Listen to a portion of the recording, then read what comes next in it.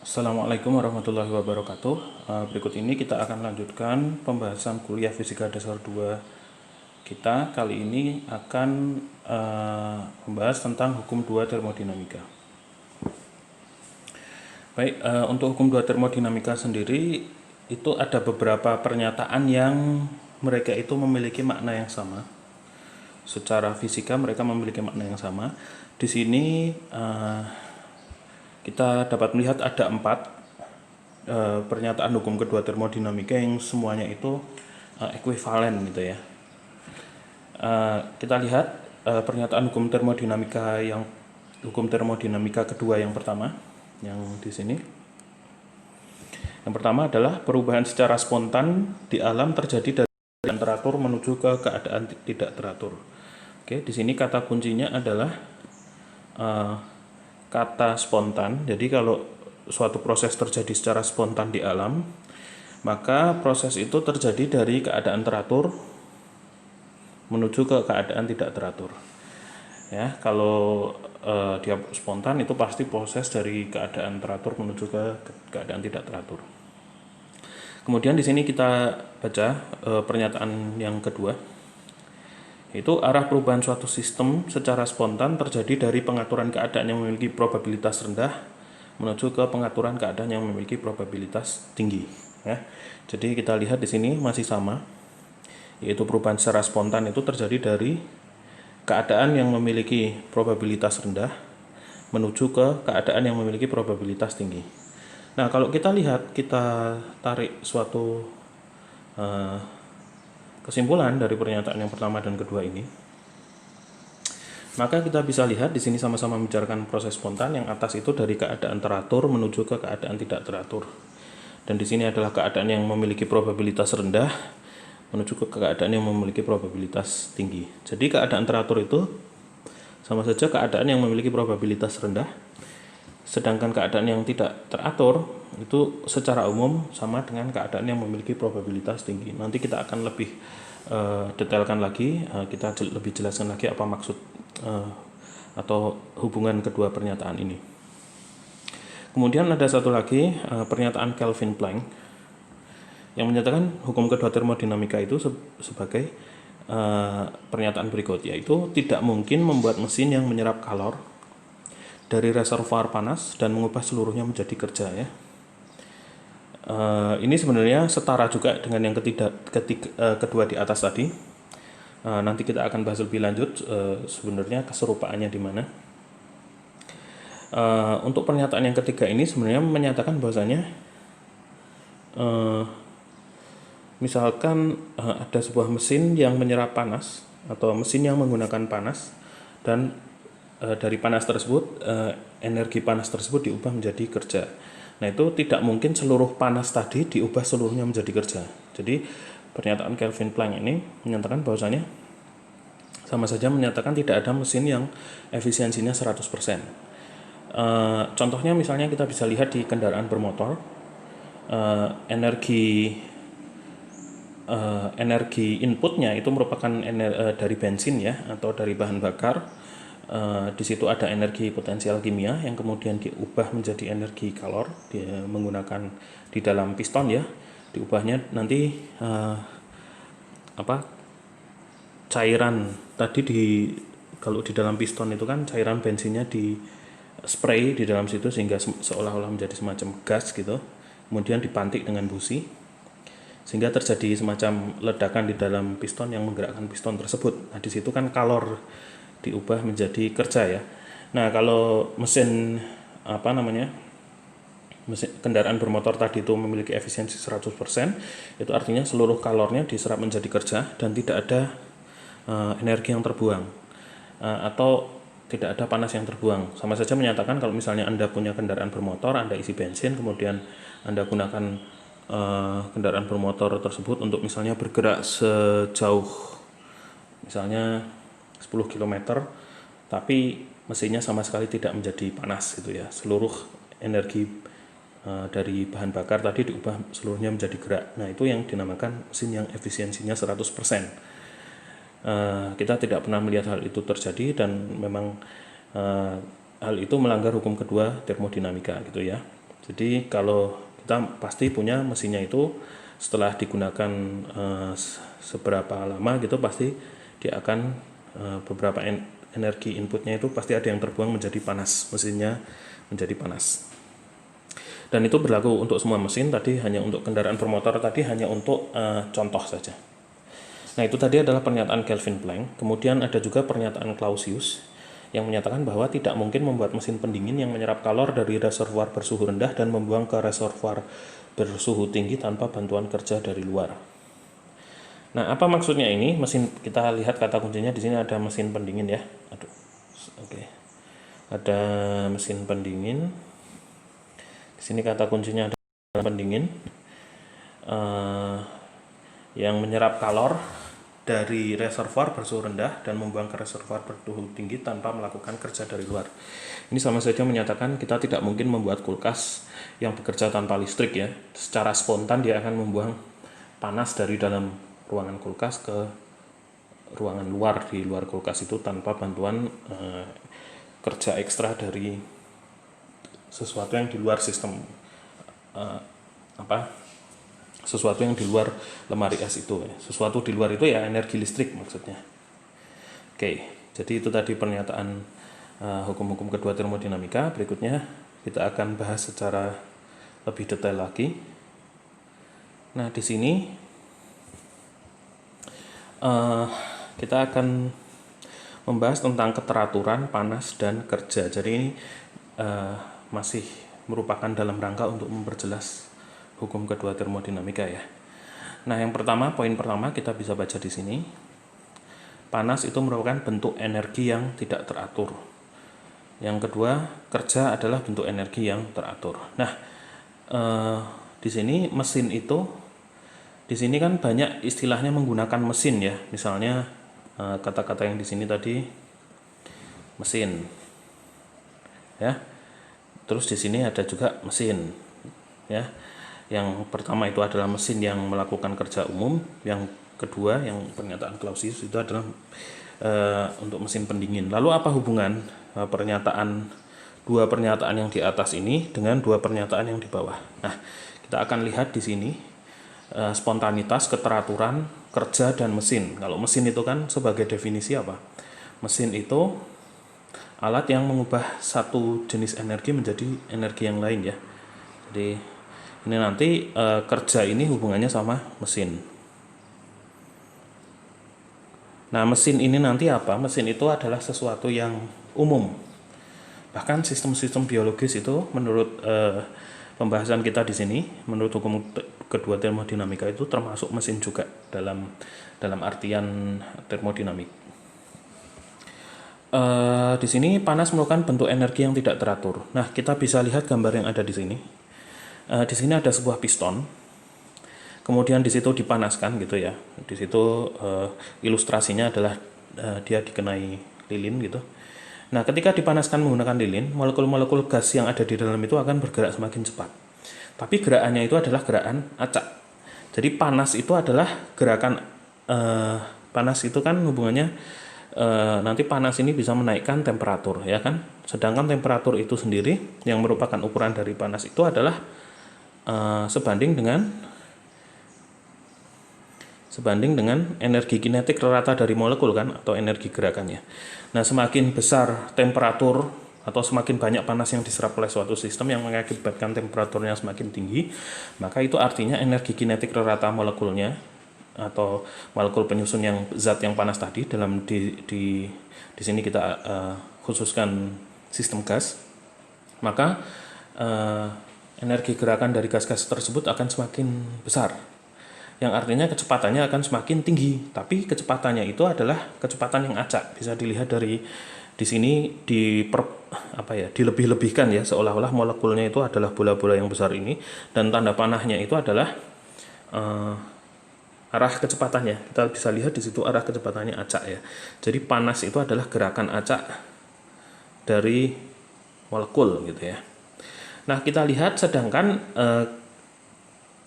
molekul-molekul ini nanti bisa menumbuk piston yang ada di situ ya, atau menumbuk tuas piston yang ada di situ, sehingga pistonnya ini bisa terdorong ke belakang. Kita bisa dilihat ini adalah gerakan dari piston, karena pistonnya terdorong oleh tumbukan-tumbukan gas yang ada di situ tadi, gas yang ada di dalamnya. Nah, kita bisa lihat di sini, ketika panas itu diibaratkan sebagai kecepatan yang acak, energi kecepatan yang acak, energi atau dari kecepatan molekul yang acak.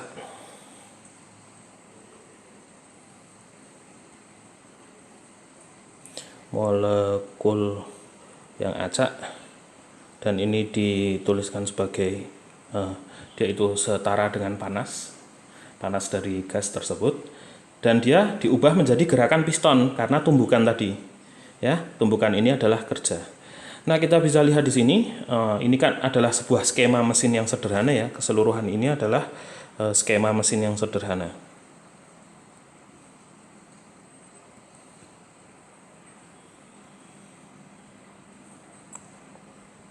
Nah, kita bisa lihat di sini tidak seluruh energi kinetik dari molekul tadi bisa diubah menjadi kerja. Yang artinya tidak seluruh energi panas dari molekul itu bisa diubah menjadi kerja. Nah, seluruh energi panas itu bisa diubah menjadi kerja kalau, ya ini kalau kita bisa membuat seluruh molekulnya itu memiliki komponen kecepatan lurus ke kanan untuk mendorong piston. Kalau semuanya kayak gini, kalau energi kinetiknya misalnya besarnya sama, tapi arah kecepatannya kita bisa atur semuanya ke arah kanan, maka ini seluruh dari Q akan diubah menjadi kerja. Nah, tapi sistem yang semacam ini tuh kita tidak pernah lihat terjadi, ya, tidak pernah tercatat atau tidak pernah terlihat terjadi. Kita bisa katakan ini tidak mungkin, tapi dalam tanda kutip, ya, tidak mungkinnya itu adalah sama dengan kita katakan probabilitasnya sangat rendah.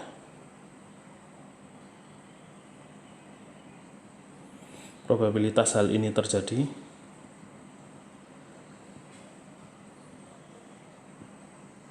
teramat sangat rendah.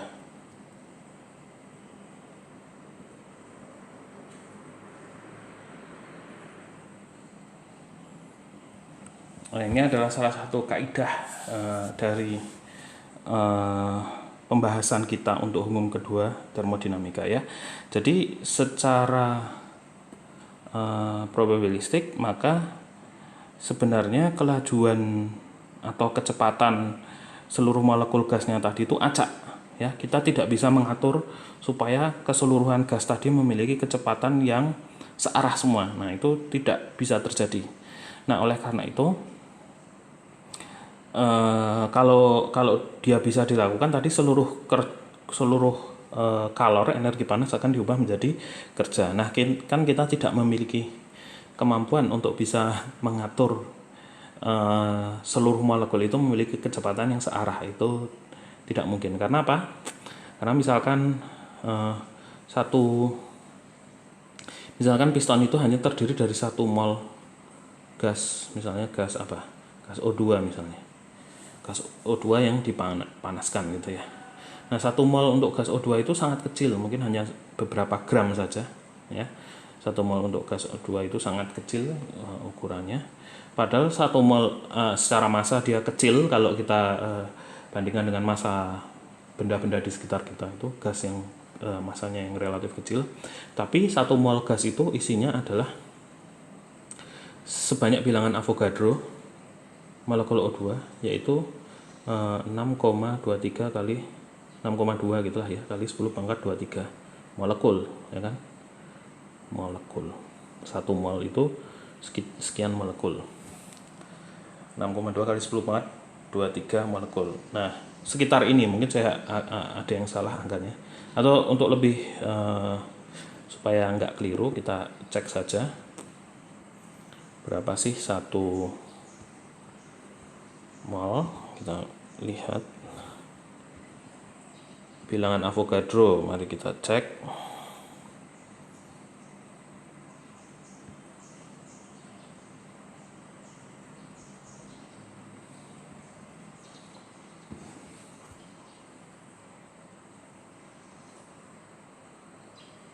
Nah, Na ya. 6,0 ya 6,02 kali 10 pangkat 23. Oke. Jadi ini 6,02 ya.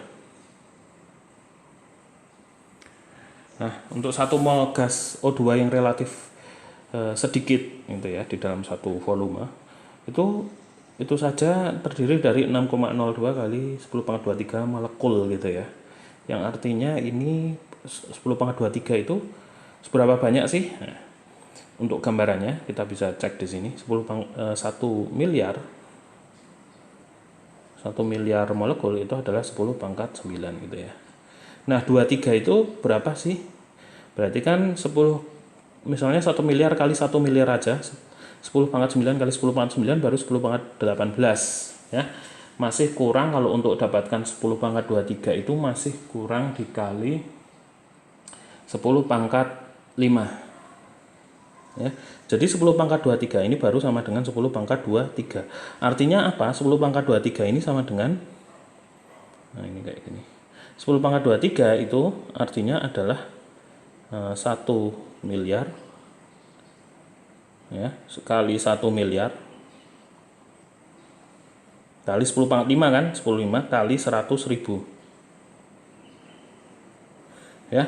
Jadi hanya untuk 1 mol gas O2 yang relatif sedikit masanya untuk kita ukur, untuk kita timbang, itu isinya aja molekulnya udah sebanyak 1 miliar kali 1 miliar molekul kali 100.000. Nah, itu kita harus arahkan 1 miliar kali 1 miliar kali 100.000 buah molekul itu untuk ke arah yang sama. Tentu saja itu hal yang mustahil untuk kita lakukan gitu ya. Jadi itu adalah salah satu prinsip yang akan kita gunakan untuk menjelaskan hukum kedua termodinamika, yaitu pernyataan Kelvin Planck yang menyatakan di sini, pernyataan Kelvin Planck yang menyatakan tidak mungkin membuat mesin yang menyerap kalor dari reservoir panas dan mengubah seluruhnya menjadi kerja. Ya, itu sama saja mengatakan bahwasanya sistemnya itu biasanya begini atau energi kecepatan itu dari molekul itu kecepatannya acak. Karena kalau semuanya bisa diubah menjadi kerja, itu artinya seluruh molekul tadi sejajar atau sistem yang ini. Nah, sistem yang ini sudah saya coret, itu artinya tidak ada.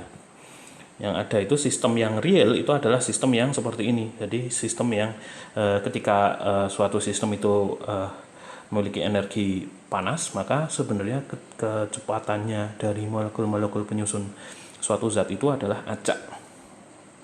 Nah, karena energi gerakan tadi tidak bisa seluruhnya diubah menjadi kerja, hanya sebagian itu yang mana? Hanya yang memiliki arah komponen kelajuan ke arah X. Yang memiliki komponen kelajuan ke arah X itu molekulnya yang mana aja? Yang ini, sama yang ini juga punya. Terus sisa dua yang di sini tuh gimana? Dia tidak memiliki komponen kelajuan ke arah X, tapi minus X, sehingga dia tidak akan menyumbang kepada kerja ya. Dia tidak akan menyumbang kepada kerja. Oke, berikutnya. Nah, ini pernyataan Kelvin Planck yang tadi, ini sama saja kalau misalnya tadi seluruh kalor itu bisa diubah menjadi kerja, maka di sini dia menyerap kalor dari reservoir panas yang sebelah atas, kemudian seluruhnya diubah menjadi kerja tanpa ada yang dibuang di reservoir dingin. Nah, ini mesinnya udah di tanda panah tidak mungkin. Jadi kalau mesin yang mungkin terjadi, mesin yang real itu di sini misalnya kita ada sumber energi itu. Sumber energi ini disebut sebagai reservoir panas. Reservoir panas ini maksudnya adalah sumber energi. Kemudian di bawah ini adalah tempat pembuangan energi yang tidak bisa diubah menjadi kerja atau reservoir dingin. Namanya adalah reservoir dingin. Nah, biasanya energinya itu, jalan dari energinya itu seperti ini. Sebuah mesin, jadi di sini kita akan punya misalnya mesin di tengah ini. Mesin ini sangat umum ya. Nanti kita bisa jelaskan lagi. Misalkan di sini dia akan menyerap energi sejumlah Q dari reservoir panas. Q yang arahnya masuk ke sini. Ya. Nah, dari sini sebagiannya akan diubah menjadi kerja. Sebagian akan diubah menjadi kerja. Sebagian dari Q itu akan diubah menjadi kerja. Ya. W, dan sebagian lagi akan dibuang ke reservoir dingin.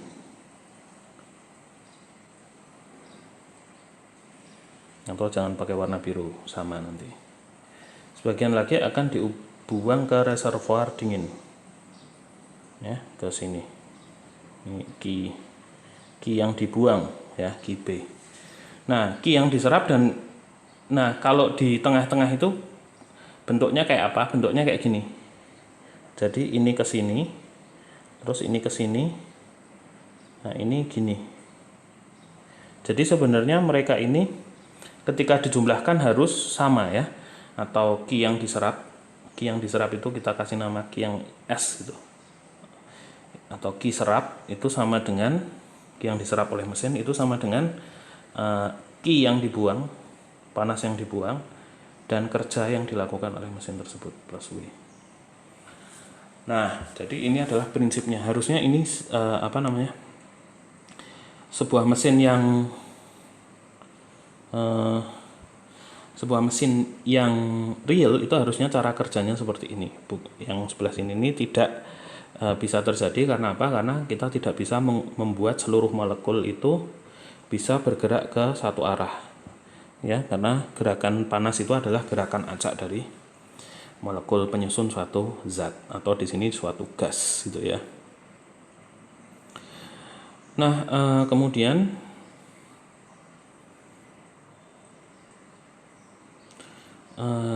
di sini ada juga pernyataan Clausius. Ya, Clausius itu menyatakan tidak mungkin membuat mesin pendingin yang menyerap kalor dari reservoir bersuhu rendah dan membuang reservoir ke suhu tinggi tanpa bantuan kerja dari luar.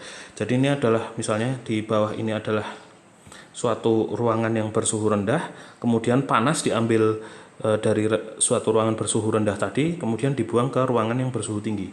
Nah, itu kan prinsip kerja mesin pendingin, ya. Entah itu kulkas ataupun AC. AC itu kan misalnya ruangannya udah dingin tapi bisa didinginkan lagi, artinya panas diserap oleh mesin pendingin tersebut lalu dibuang ke luar. Yang luar itu mungkin saja temperaturnya lebih tinggi. Nah, kalau mesin real harusnya bekerja seperti apa? Mesin pendingin yang real. Jadi ini misalnya kita punya ruangan bersuhu rendah atau reservoir rendah tadi. Kemudian di sini ruangan bersuhu tinggi atau reservoir dengan temperatur yang lebih tinggi. Kemudian di sini ada mesin pendingin.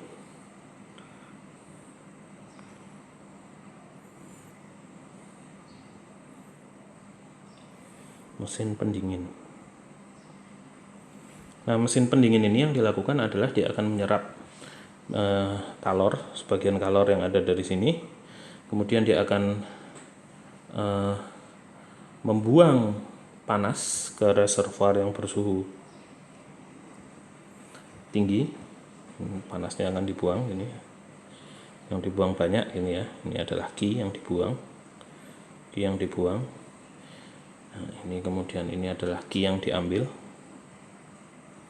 Nah, kemudian di sini dia perlu suplai pasokan kerja dari luar. Nah, ini adalah cara kerja yang sesungguhnya, ya.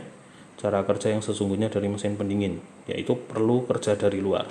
Karena ketika dijumlahkan nanti kita akan dapatkan bentuknya tuh kayak gini. Jadi sebenarnya jumlahan total seluruh panasnya nanti gini. Nah, ini kayak gini.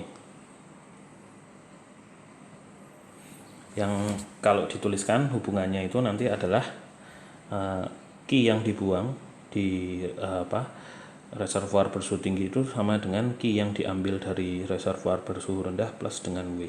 Nah, ini adalah prinsip mesin pendingin. Nah, kalau secara mikroskopis ini artinya gimana?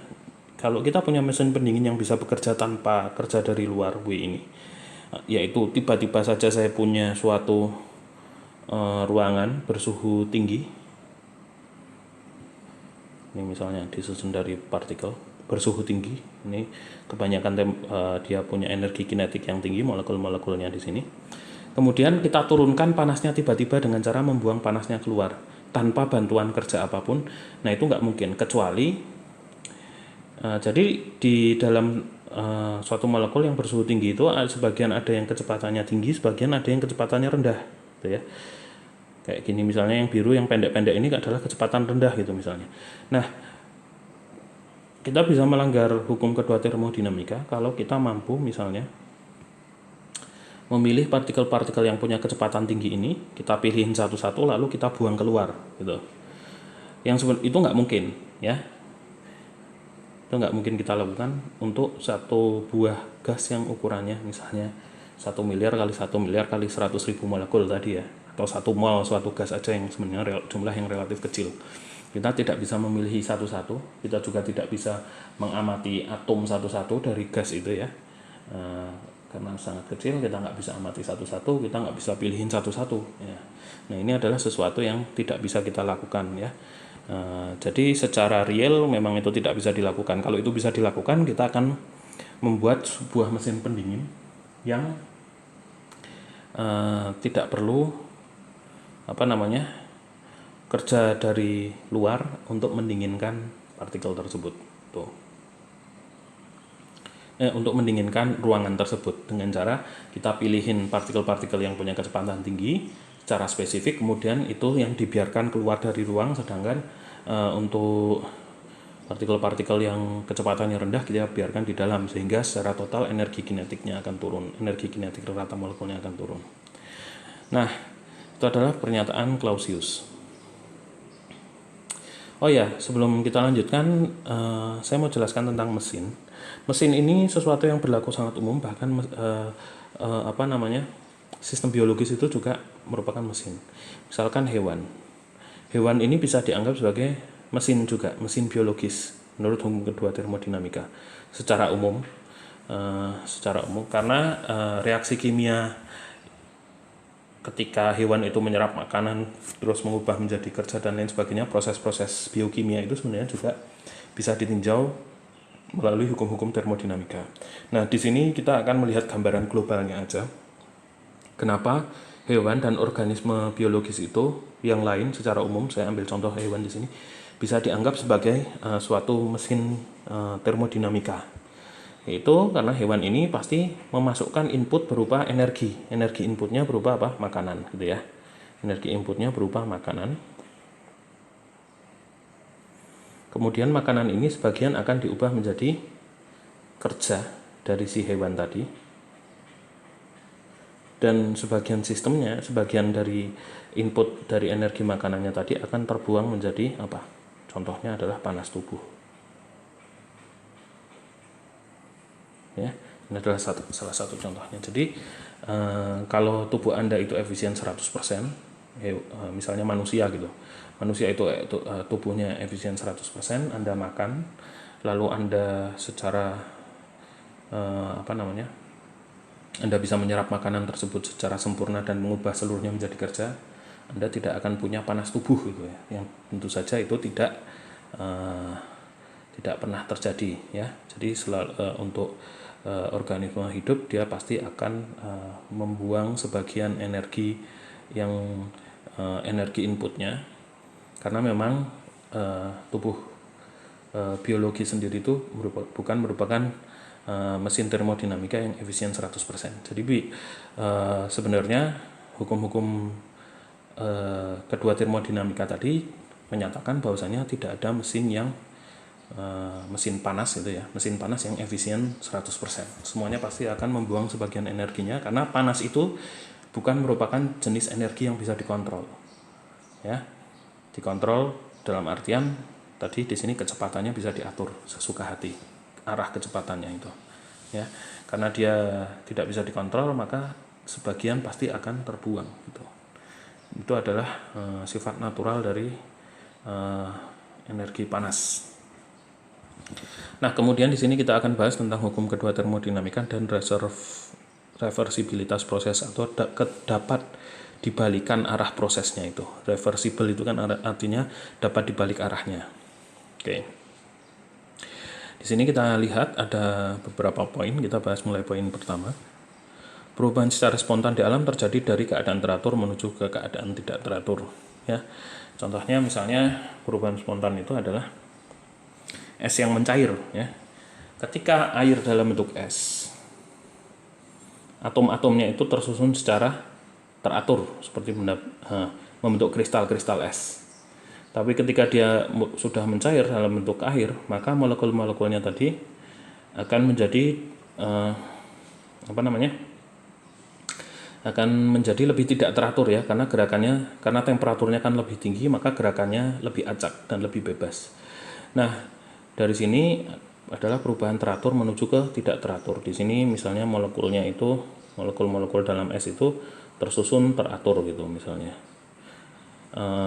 Ketika dia sudah menjadi bentuk cair, dia akan acak gerakannya.